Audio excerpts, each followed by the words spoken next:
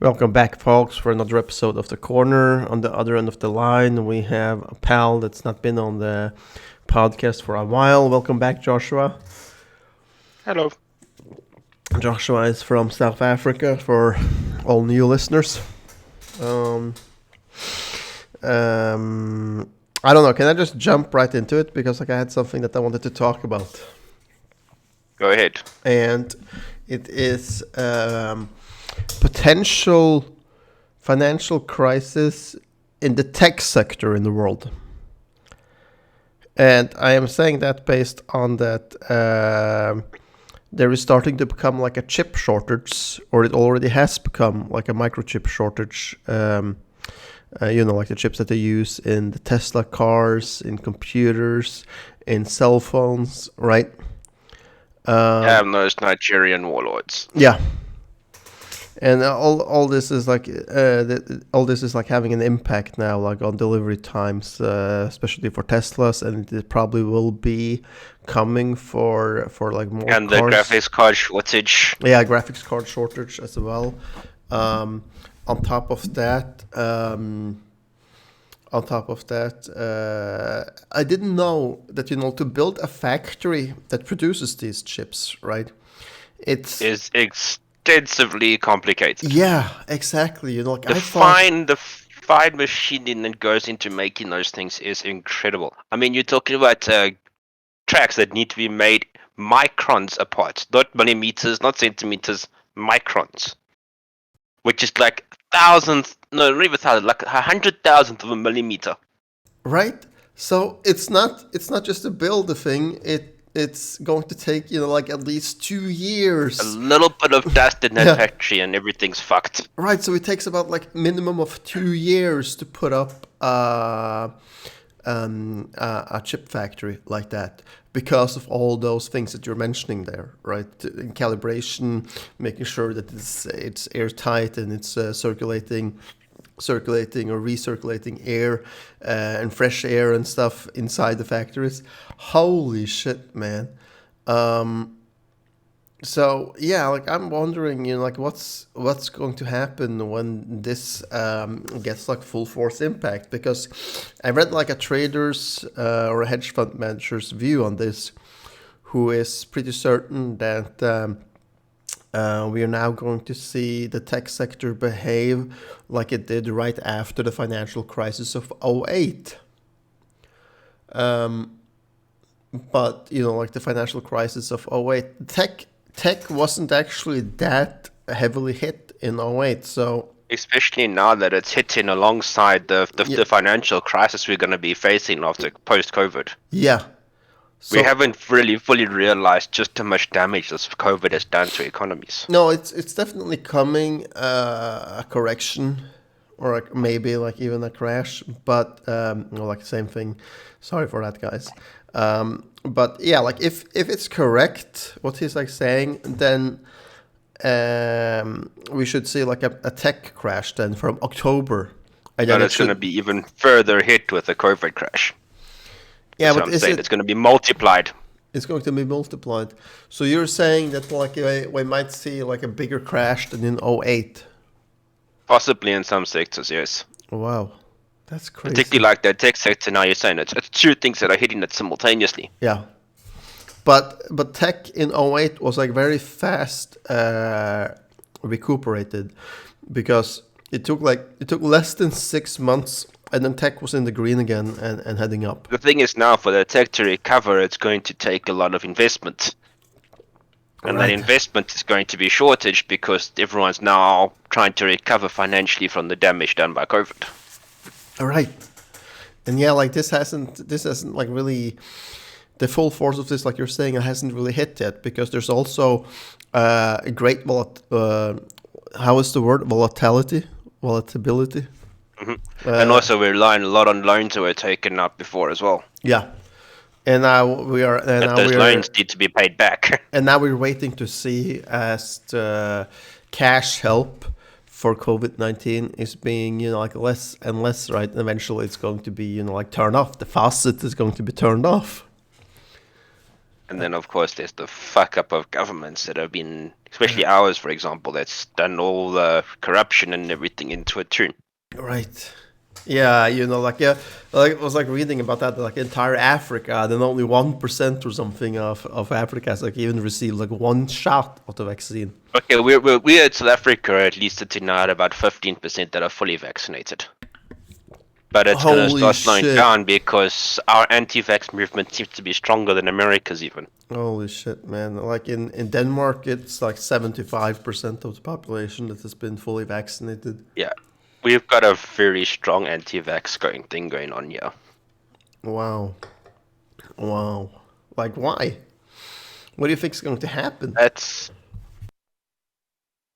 We may need to go the same way that America's talking about, including vaccine mandates and stuff. Either that, or we're just gonna need to just accept that a whole lot of people are gonna die, and Yeah, just lift everything and just let those people die. yeah, exactly. Um, but yeah, like definitely like an interesting time that we're facing indeed, My like dad had an interesting suggestion regarding the vaccine things. Just give the medical aids the full allowance to not cover anyone that's hospitalized from COVID if they didn't get vaccinated. yeah, like I'm sorry, can you repeat that? So you give the medical aids the authority that if someone gets hospitalized from COVID and they weren't vaccinated, the Yeah, medical aid doesn't have to cover them. I agree. I agree. Like like especially like if they have had the chance of getting it, Mm-hmm. then that's on them. I You'll see a rapid uptick in vaccinations. Yeah, I would think so, and also what they're Because like doing. hospital is fucking expensive. Also, what they're like doing in America with telling their employees at Google and Apple to get the fucking shot or don't come to work. Right. That you should The get. only thing is that then politicizes everything like it's happening in America now. Yeah. Yeah. But yeah, like America is like also behind on the vaccination thing because of the anti-vaccination movement that you're talking about there. For sure. Um, yeah, like I was going to like get back to this like chip thing because like right Yep. now there has been like Taiwan semiconductors or something, or in general that there's been like in Southeast Asia that most chips for the world has been produced, for phones and cars, etc. Right? Mm-hmm. But now we are actually seeing that there is popping up other chip factories around the world. One of them is actually the biggest tech company in Europe right now. You know what that is? Mm-mm. It's actually Dutch. Google. It's actually called. It's that no. It's in Europe. Google is American. It's actually Dutch. It's called ASML. And this is a Dutch multinational company specializing in development and manufacturing of photolithography systems. Um, Currently, they are the largest supplier of photolithography systems, primarily for the semiconductor industry. And now this company is also building a huge semiconductor factory in the Netherlands. So I think like it's going to be interesting to see Yeah, when go Dutch. yeah, it'll be interesting to see like what happens then to the rest of the market, because like now we're like getting this Dutch company producing the semiconductor chips, and for instance, this Taiwan semiconductors that I was like talking about has gone sideways all through 2021. Like they've not been going up, they've not been going down, just sideways. Like just like balancing on the And zero. then there comes the other interesting side of it, the material supply, such as cobalt and coltan, which are often conflict minerals. Yeah, that's also Massive warlords in the Congo and such that are. right. That like it's coming from Congo. Like I think that's another thing. Like that this ties in with is that we need So the West needs so many of the minerals that can be found in the middle of Africa, right? And still, the West pretty much treats Africa like it's dirt, right? Hmm. As like there was like nobody that donating vaccines to Africa, like maybe some, but not enough to even like make a dent. Not if like it's only been like 1% of the population having been vaccinated. Um, so I don't know, like it says something about like the human mentality on And also things, how right? they continue to use to not regulate the sources of these minerals that are mined from Africa. Yeah, Like I said, much of these mines involve child labor and warlords and all these kinds of things. right. But we disregard that as long as we can get the product At a cheap price. at a cheap price. Man, like that's a Because they weird can still thing. easily get the product if they just regulate it and don't use those, don't support the bad businesses in those. Yeah. But Uh, that means the costs are going to go up. yeah. I think so too, man. I think so too. Um, is cobalt only being found in Africa currently? I'm not sure exactly, but there is definitely the major production. That and coltan, which is Yeah. another mineral that's used. Coltan. Oh. Uh, I was like thought that there was other sources of cobalt throughout the world than in Africa. I'm not sure exactly, but yeah, But Africa is definitely the major. yeah, I know that like South Africa is the major supplier. No, not South Africa. South Africa, I don't think produces much in terms of cobalt. No, I mean like that. That's like the Congo. That's cobalt is from. It's not the. Northern Central Africa. Yeah. Um. Pretty weird. Okay, like apparently, like the deposits around the world is in the Democratic Republic of Congo, Canada, Australia, Zambia, and Brazil. Uh, So yeah, three of them are, or two of them are conflict countries. Two of them are conflict countries. Um, but it would like also explain why it is not being more aggressively being mined in Canada, Australia, and Brazil due to the cost. Hmm. Because the mining Because there you companies, got to now pay the labor properly. right? Because the mining companies would be thinking like, okay, where can I get this the cheapest out and get it sold? Because if it was being primarily mined in these three other countries, Canada, Australia, and Brazil, then shit was like I don't know, like maybe not Brazil because like labor prices is like pretty low there too, but let's just say Canada and Australia. If the majority was going to be produced there, then the cost would also go up. Then the incentive of like putting expanding the mining work there isn't really there because you know you would be knowing that like I can mine up all this cobalt, but I can't sell it because I don't Meanwhile, have. for those warlords, Yeah, any cent is an extra gun. right, right. So I think like that's definitely like a problem, and nobody's like really talking about it. You know that we're using these countries, conflict countries, for our own gain. And I'm like wondering like why that is, and I mentioned this That on. Yeah, every self in your boat is buying a couple of guns for some form of genocide or something. I mentioned this, or I had a talk with a businessman like a couple of weeks ago about this, and his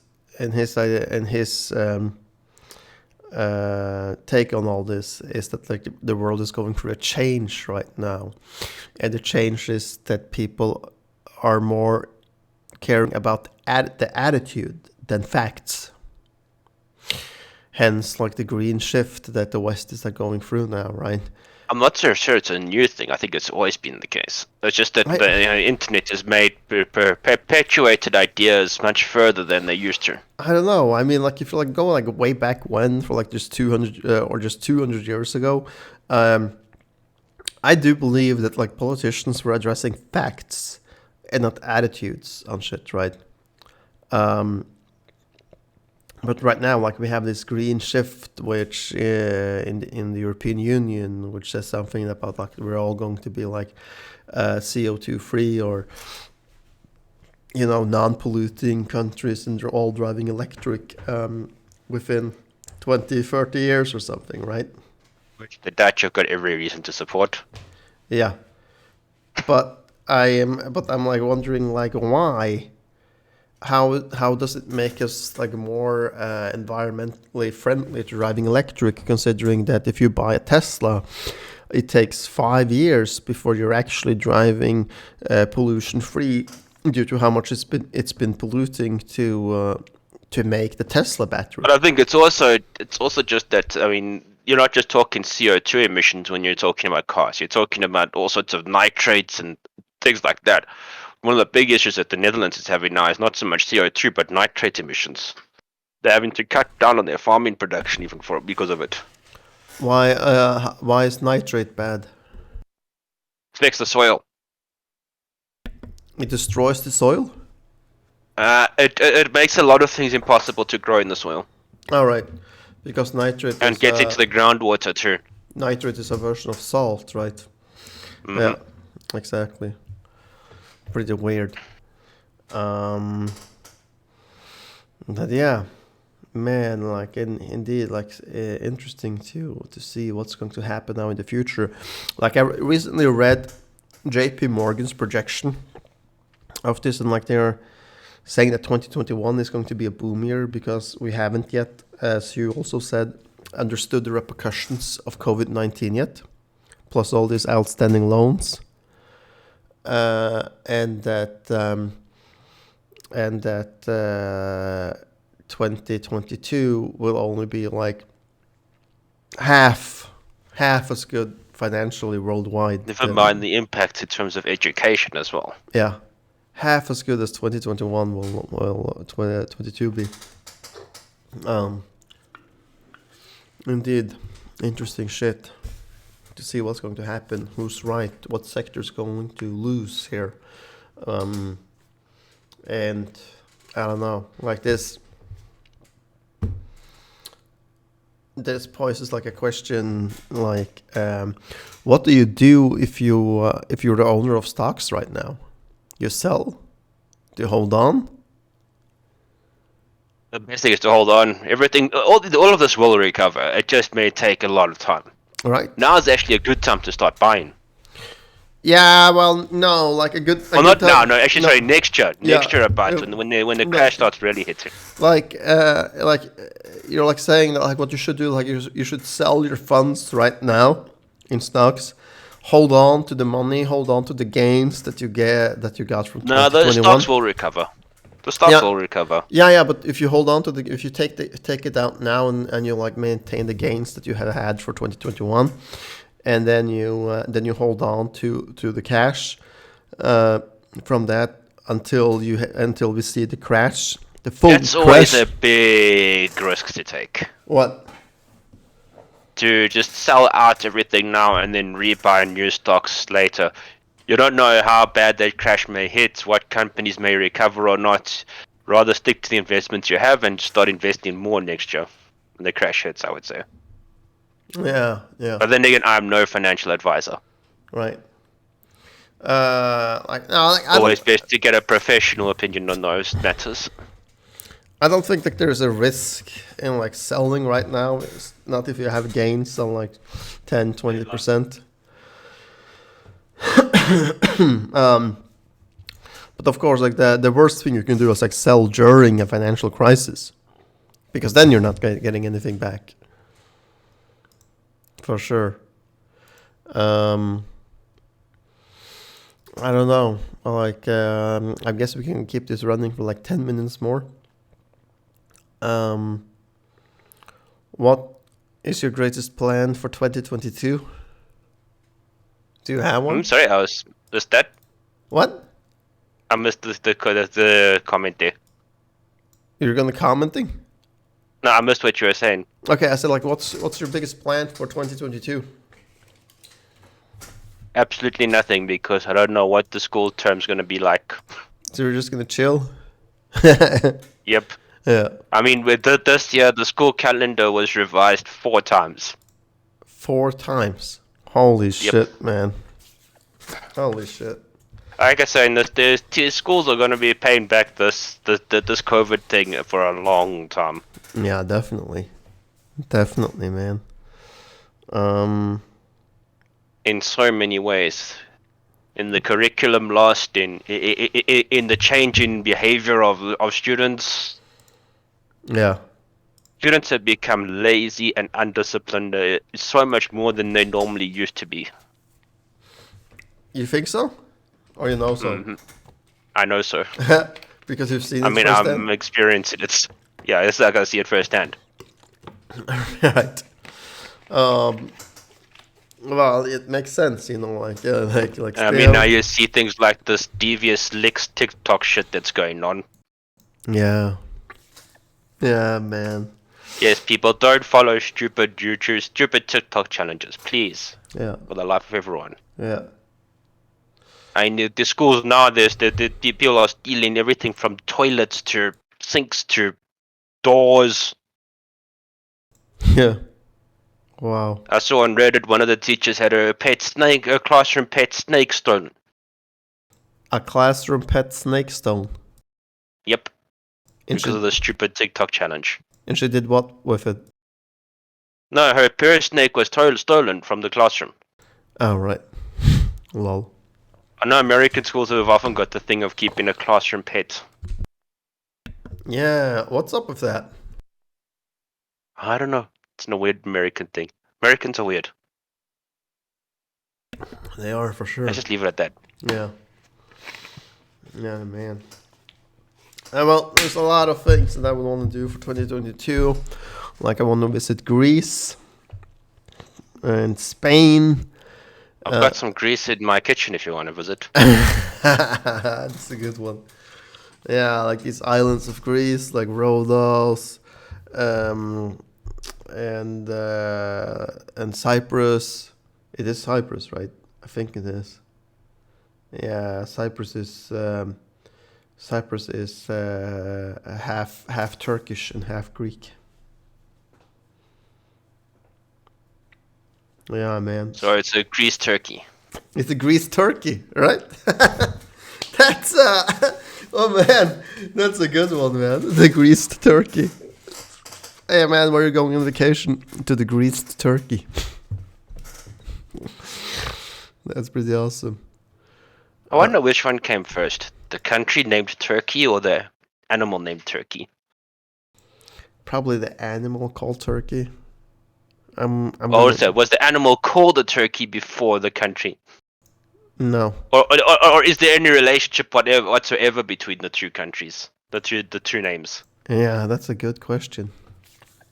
Like, is there? Does the name Turkey have anything to do with the country? Yeah. Does the name Turkey have anything to do with the country? Like somebody might have like seen like in way back when like Turkey. We should name this country Turkey. Yeah, man. That's some epic shit. Do you bike? Nah. How do you get back and forth from school? I drive. That's the only way to get around in South Africa. What do you drive? Toyota. What kind of Toyota? Corolla. Oh, sorry, I wanted Yaris. A Toyota Yaris. Mm-hmm. Very, very typical kind of car in this country. Does it have auto? No. So It's actually, most cars in South Africa are manual. Does it have aircon? Yes. Okay. But then again, these days it's hard to get a car that doesn't have aircon. What color is it? White. What year is You're it? getting very stalkerish now. What year is it from? 2009. Are you planning on stealing my car? Nah, man. Like if I'm going to steal a car in South Africa, it wouldn't be, it wouldn't be an '09 Yaris. Oh man. I actually drive a Kia. I drive a Kia Ceed from 2013. This also don't have automatic transmission.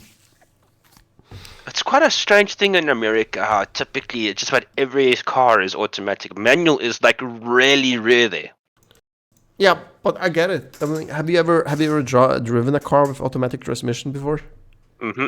It makes it Although really. it Yeah, was an old school automatic transmission. You know those old 3-speed ones. yeah, So the thing used up petrol like no one's business. yeah. The same with my old BMW with automatic transmission that also used like a lot of petrol. Um, but man, is it comfortable to drive? Especially in traffic. Yeah, you only need like the But there's one. something about the feel of driving a manual that is nice. Yeah, it is. It is the feel. But like, if I could choose between the two of them, I would definitely go for the automatic. So Depends on like how you're driving it, where you're driving it, when you're driving it, all those sorts of things. sure thing. So the next time I'm going to have a car, I have decided on that it's either going to be a newer Kia Optima or a Mazda 6. I like how they look and I like how they sound. I like the Japanese cars. Yeah, me too. For one thing, But they always are so well built. they're also reliable. That's what I mean. Very, They're well built. They're very not well. going to give you problems. Right. Uh, yeah, for sure, man. And like, there's a long warranty on them, like 5 to 7 years warranty on them, also. Would you like an extended warranty on your vehicle? Yeah, for sure. For sure. Man. You know that old meme. Yeah. Yeah, no, for sure. I would like that.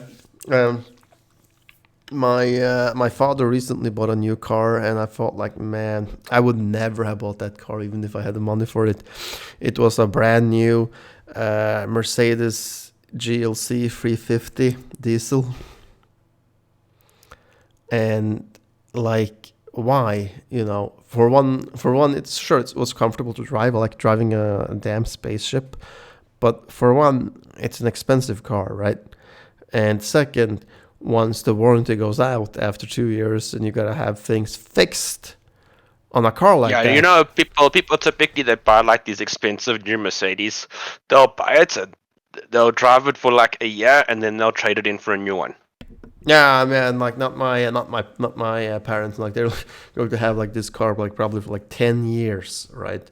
And they're old But yeah, Mercedes. that is a common trend about people that buy those cars. Yeah, They'll just but keep it for a year and then that's why you'll see like like, the second-hand car markets will always be flooded with these like Mercedes and everything that have got 30,000 Ks on them. right, and I would also have like done the same. You know, like if I was going to have a car like that, then I would have changed it before the warranty went out, like after a year or a year and a half. Because I wouldn't want to be the one having to pay for the reparations, once the warranty is out, because that's just going to drain your pocket, right? Yeah, because the repairs on those Like, cars are like absurdly expensive. I read an article about it. You know, like that a lot of middle-aged men is like seeing, you know, like, oh man, there's a 3 year, 4 year used BMW SUV or a Merc SUV, right? Yeah, that thing has been driven Yeah. to hell. And then like the guy writing the article was like, don't make this mistake. Don't buy this car unless you're a mechanic and you can fix the things yourself, right? Because if you Which do, Mercedes, even if you are a mechanic, you need still all the materials and tools, and right? because those things are so no. complex to fix that. So you would need all the tools yourself. You would need to be a mechanic, because if you're not a mechanic, then the article would like state And you that- need that- access to cheap spares. Yeah, and if you don't have those, then you can expect Don't to be touch paying. those used Then Mercedes. you can expect to pay like $3,000 a month on repairs. It said. And Especially considering that those ones typically are driven with pedal to the metal. yeah, for sure, for sure. So yeah, like that's a bad choice to make. Buy a used Merc or BMW SUV. If you buy used cars, you buy standard, simple used cars. Yeah, for sure. Um. Okay, and like last question before we're going to round it off on something totally different. How long do you think that we are going to be pumping up oil? We'll never stop until it's all gone, because we still, even if we stop using it for fuel, there's still the plastics and the paints and all the other petrochemical products that we need. Right. Uh, Troy said the same thing in like a podcast we made earlier, and I agree. Like another thing is that it's going to take a long time before tankers and jumbo jets stop using fuel. It is. Well, there are other sources of fuel that could possibly be replaced with, like hydrogen cells and things like that, but still, Yeah, it but still comes to the petrochemicals. still, like even There's if no even, way of doing that cheaply. even if yeah, I was just going to say like imagine you are like the owner of like a big shipping company or shipping line, right? And you're being told like, yep, you gotta like yo Josh, you gotta like change the machinery and engines and The all shipping of company, your though, all of your cargo ships. we may start seeing the backtrack quite a lot in shipping in terms of going back to sail. Yeah, I've seen like the same thing that like that's and also like experimentations are like making them electric, but still we're still a long way from there, right? And to make these conversions, it will cost like tens of millions of dollars, probably even more. So as the shipping line owner, you would probably say, okay, I'm just going to move my company then and have all the boats registered to the company in a country that doesn't give a shit, because then you can't touch me.